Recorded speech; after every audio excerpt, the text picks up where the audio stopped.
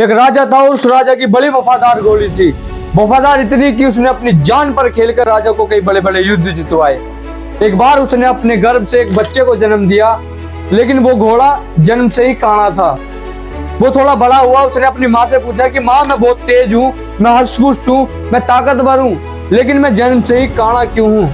एक बार मैं जब युद्ध में थी और तू मेरे गर्भ में था, राजा ने मेरे कोड़ा मार दिया था, इसकी वजह से तू काला है। घोड़ी के बच्चे के मन में राजा के प्रति बदला लेने की भावना उत्पन्न हुई कि मैं राजा से बदला लूंगा। घोड़ी ने कहा, नहीं, तू राजा के साथ ऐसा नहीं कर सकता।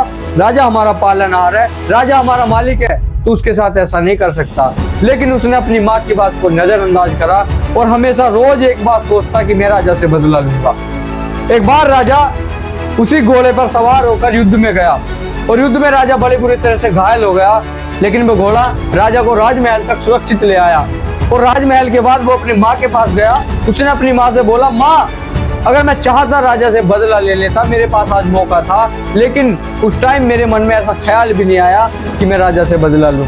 घोड़ी मुस्कुराई और उसने जवाब दिया, मैंने तुझे ऐसे संस्कार नहीं दिए, मैंने तेरी ऐसी परवरिश नहीं करी कि तू राजा के साथ नमक हरामी करे, इसीलिए राजा से बदला लेने का तेरे मन में ख्याल भी नहीं आया।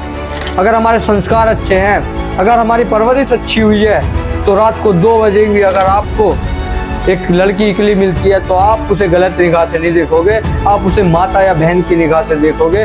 मैं आपसे वादा करता हूँ, ये हम नहीं, हमारे संस्कार, हमारी परवरिश कहती है।